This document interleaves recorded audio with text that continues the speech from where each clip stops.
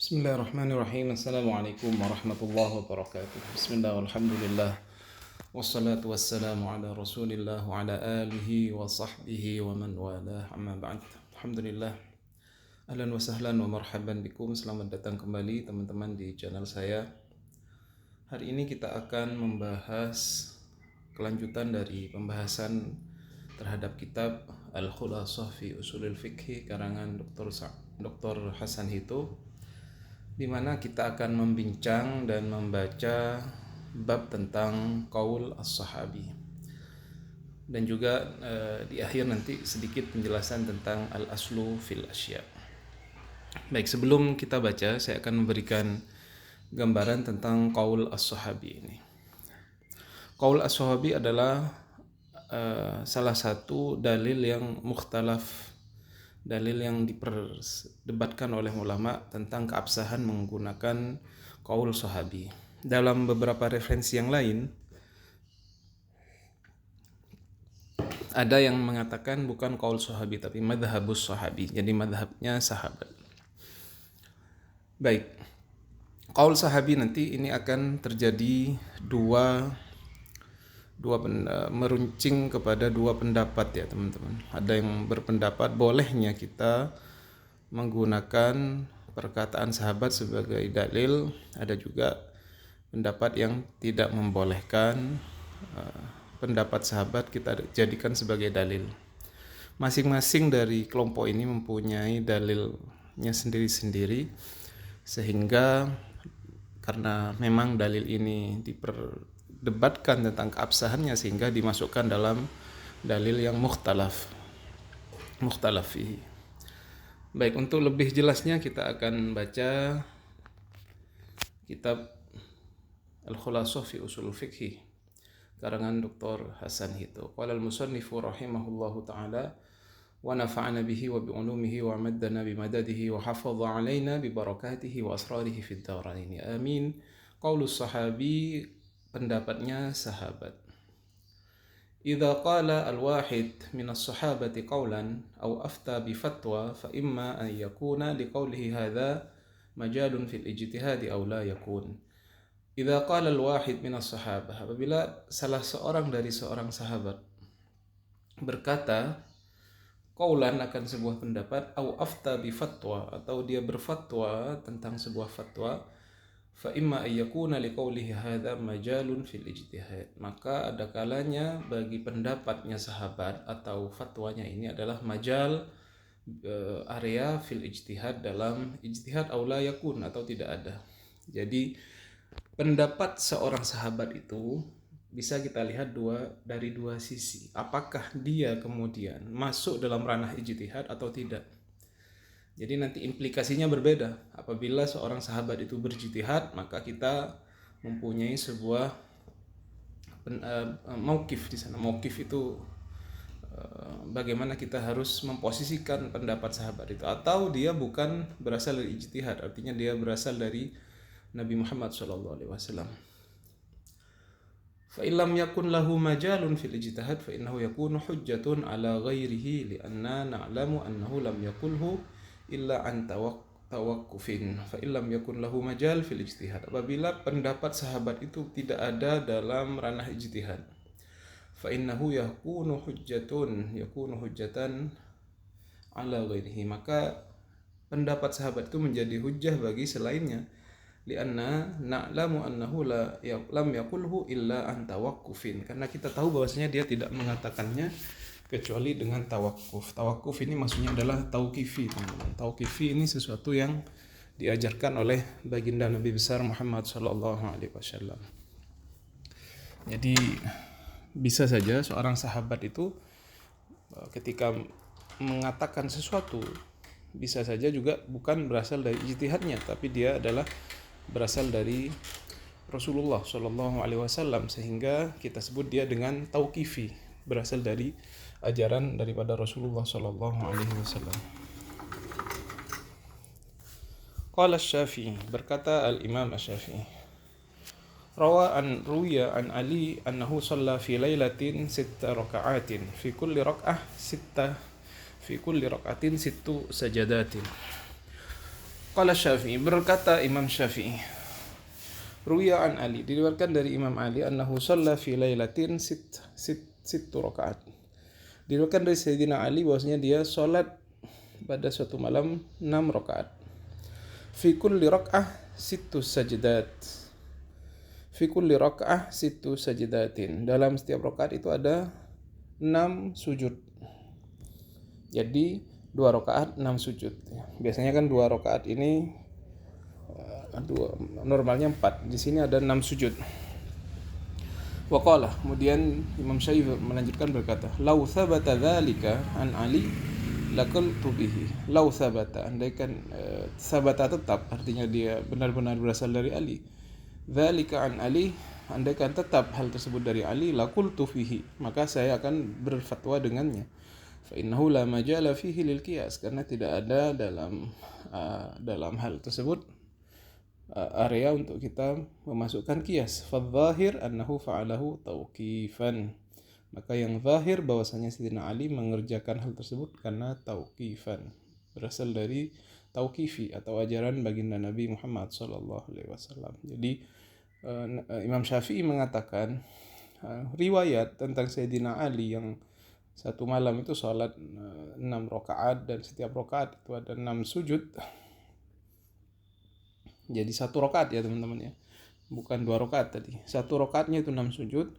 Maka andaikan itu benar, kata Imam Syafi'i, benar itu dari Sayyidina Ali, maka saya akan berpendapat dengan hal itu, karena dalam hal ini tidak ada qiyas. Andaikan dia melakukan, pasti di situ adalah tauqifi atau berasal dari ajaran Rasulullah sallallahu alaihi wasallam.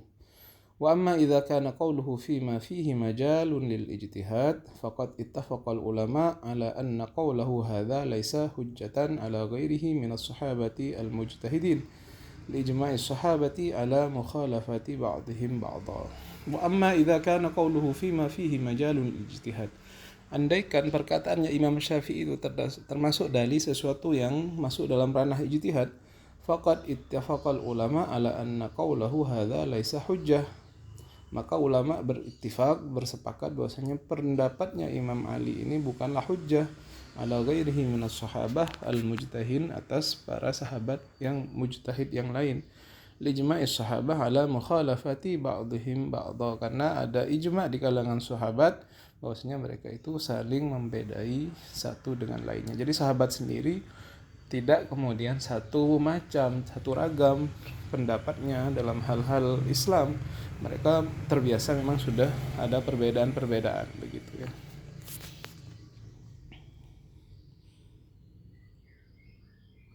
Adapun tadi yang disebutkan bahwasanya Sayyidina Ali itu kalau memang itu adalah sebuah ranah ijtihad, maka hal tersebut bukanlah hujjah atas para sahabat yang lain. Berarti itu adalah ijtihadnya Sayyidina Ali dan tidak menjadi hujjah bagi sahabat yang lain.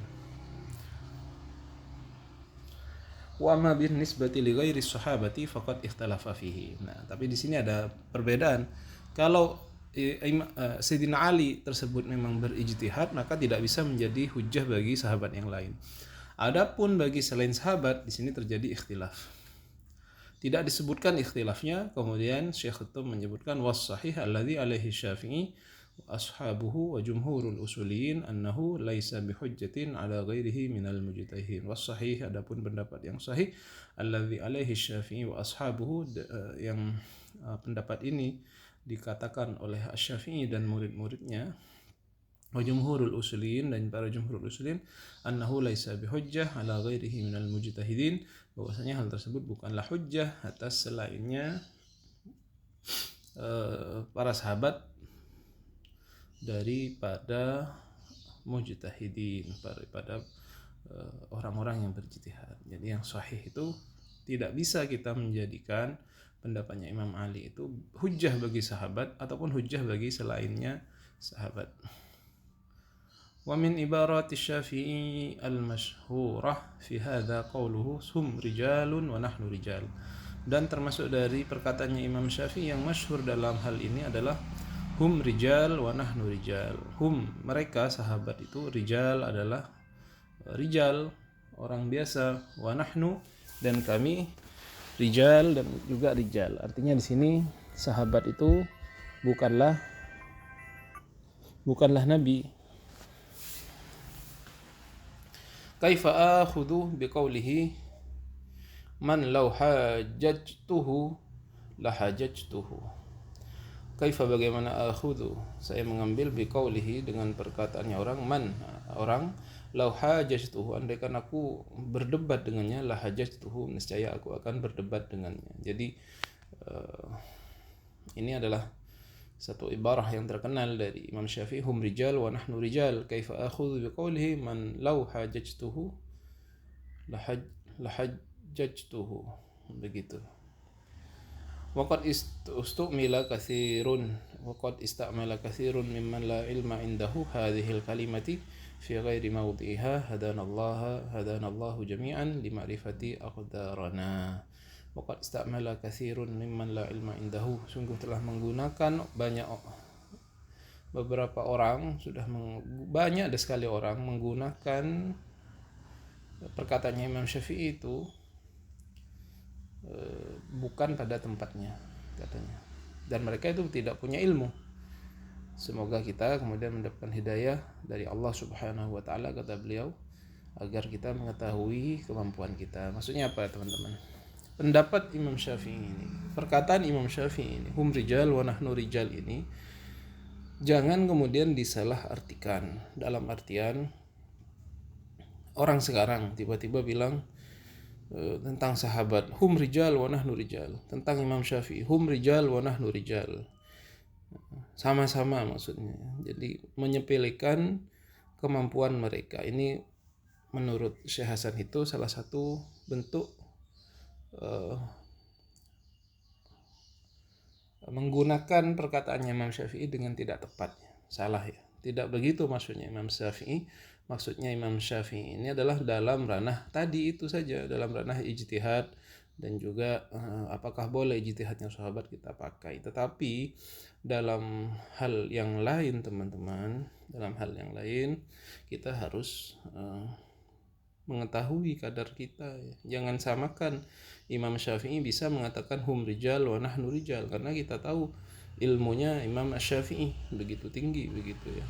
Tetapi ini sudah sekarang jangan bandingkan ilmu kita dengan Imam Syafi'i, apalagi kita bandingkan dengan sahabat.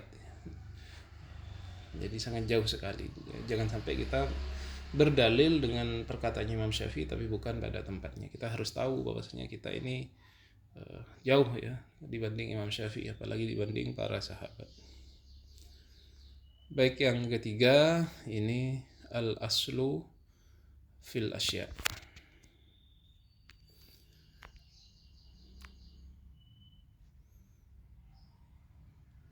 Kita baca al-aslu fil asya, ikhtalafal ulama fil asli fil asya ba'da wurudis syara'. Ulama berbeda pendapat tentang al-aslu fil asya. Al-aslu fil asya ini maksudnya apakah sesuatu itu apa hukum sesuatu sebelum dia datangnya hukum syariat.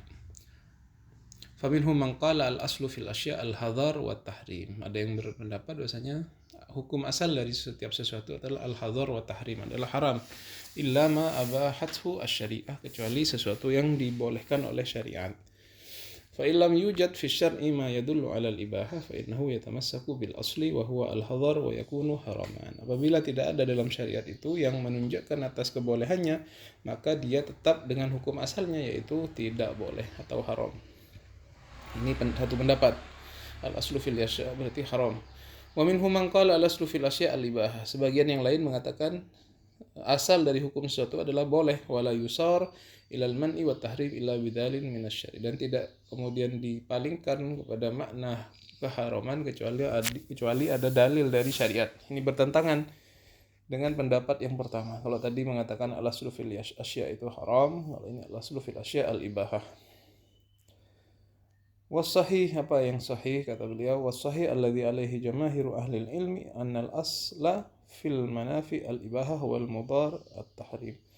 Was-sahih, adapun yang sahih yang kemudian dikatakan oleh jumhur ahlul ilmi bahwasanya al-aslu fil asya al-ibahah. Sesuatu asal dari hal yang ada manfaatnya adalah ibahah. Adapun sesuatu hal yang mudhar adalah tahrim. Adapun yang dimaksud dengan manafi, wal murad bil manafi al-asya' an-nafiyah lil insan, adalah sesuatu yang bermanfaat bagi manusia. Wal murad bil mudhar, dan yang dimaksud dengan mudhar adalah al-asya' allati tadurru bil insan, adalah sesuatu yang berbahaya bagi insan. Qala ta'ala, berfirman Allah Ta'ala berfirman, khalaqalakum ma fil ardi jami'an. Khalaqalakum, Allah menciptakan bagi kamu sekalian, ma fil ardi jami'an, segala sesuatu yang ada di bumi jami'an semuanya. Wallahu la yamtannu ala ibadihi illa bima fihi manfaatuhu lahum. Wallah, sungguhnya Allah, la yamtannu, tidak akan memberikan, ala ibadihi, atas hamba-hambanya, illa bima fihi manfaatuhu lahum, kecuali sesuatu yang ada manfaat bagi hambanya. Wa qala ta'ala, dan Allah berfirman, uhilla lakum at-tayyibat, dihalalkan bagi kalian at-tayyibat, sesuatu yang baik. Wa qala ta'ala, Allah berfirman, wa yuhillu lahum at-tayyibat wa yuharrimu alaihimul khaba'ith, dan Allah menghalalkan bagi kalian sesuatu yang baik, wa yuharrimu alaikum al-khaba'ith, wa yuharrimu alaihim al-khaba'ith, dan mengharamkan bagi mereka al-khaba'ith, sesuatu yang jelek. Wa qala sallallahu alaihi wasallam, dan Rasul berfirman, la darara wa la dirar. La darara, tidak boleh ada darar, kemudaratan bagi diri sendiri, wala dirar, dan kemudaratan atau kejelekan bagi orang lain. Wa hadza sharihun fi nafyi ma fihi dararun mutlaqan, wallahu a'lam. Dan ini sangat sharih untuk menafikan sesuatu yang terdapat darar. Darar itu keburukan mutlaqan, secara mutlak, wallahu a'lam. Jadi itu adalah sulufil asya. Jadi bisa kita bagi menjadi dua. Kalau memang sesuatu itu adalah bermanfaat bagi manusia, maka dia adalah hukumnya ibahah, boleh. Adapun apabila dia berbahaya bagi manusia, adalah hukumnya tahrim atau pengharaman. Demikian yang bisa kita sampaikan, mudah-mudahan bermanfaat. Ihdinas siratal mustaqim, siratal ladzina an'amta 'alaihim ghairil maghdubi 'alaihim waladdallin. Amin. Wassalamualaikum warahmatullahi wabarakatuh.